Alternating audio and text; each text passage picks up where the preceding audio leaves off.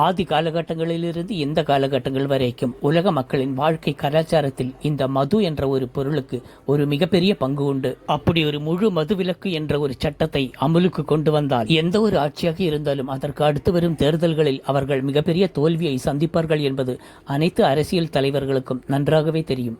இருந்தாலும் அதை பற்றியெல்லாம் கவலைப்படாமல் பெண்களுக்கு பாதுகாப்பு வேண்டும், சட்ட ஒழுங்கு சீர்படுத்த வேண்டும் என்பதை கருத்தில் கொண்டு முதலமைச்சர் விஜய் அவர்கள் இந்த மதுக்கடைகளை கட்டுக்கோப்புக்குள் கொண்டு வரும் காட்சிகள் என்பது எதிரி கட்சிகளுக்கெல்லாம் மிகப்பெரிய பொறாமையை ஏற்படுத்தி இருக்கின்றது.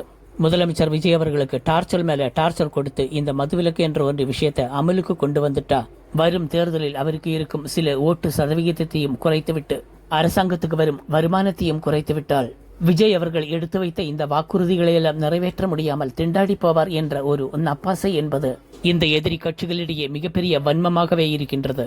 அதன் வெளிப்பாடுகளாகத்தான் இந்த மதுக்கடை நிர்வாகிகள் எல்லாம் அவர்கள் கூட்டமும் அவர்கள் கொடுக்கும் பேட்டியும் முதலமைச்சர் அவர்களுக்கு விடுத்த வேண்டுகோளும் அவர்கள் கூறும் கருத்துக்களும் என்பது அவர்கள் கூறும் கருத்துக்களாக தெரியவில்லை. இவர்களுக்கு ஏதோ மறைமுக சக்திகளால் தூண்டிவிடப்பட்ட கருத்துக்களாக இருக்கின்றது என்பது மக்களுக்கு தெளிவாகவே புரிகின்றது.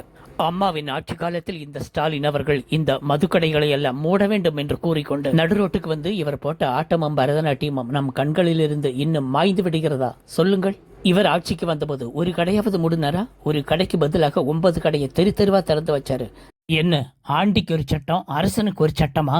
ஆனால் சிங்கப்பெண் புரட்சி தலைவி இந்த பூச்சாண்டிகளுக்கெல்லாம் பயப்படவில்லை. அந்த காலத்தில் வீராணம் ஏரியை திறந்துவிட்ட ஒரு ஆபத்துக்குள்ளான விஷயம் என்பது கூட அம்மா ஜெயலலிதா அவர்களுக்கு ஒரு மிகப்பெரிய பாதகமாகவே இருந்தது. அப்படி இருந்தும் கூட சிங்க தலைவி அம்மா ஜெயலலிதா அவர்கள் மீண்டும் 2வது முறையாக தனி பெரும்பான்மையோடு மிகப்பெரிய சாதனைகள் படைத்து பொறிக்கப்பட்ட வரலாறுகளானது. அடுத்தவன் ஆட்சிக்கு வந்தா முழு மது விலக்கு வேண்டும், இவர்கள் ஆட்சிக்கு வந்தால் தெருவாக மது கடைகளை திறக்க வேண்டும். என்ன நாடகம் ஆடுறீங்க? இவர்களை எல்லாம் தீய சக்தின்னு சொல்றதுல என்ன தவறு இருக்கு மக்களே? நீங்களே சொல்லுங்க.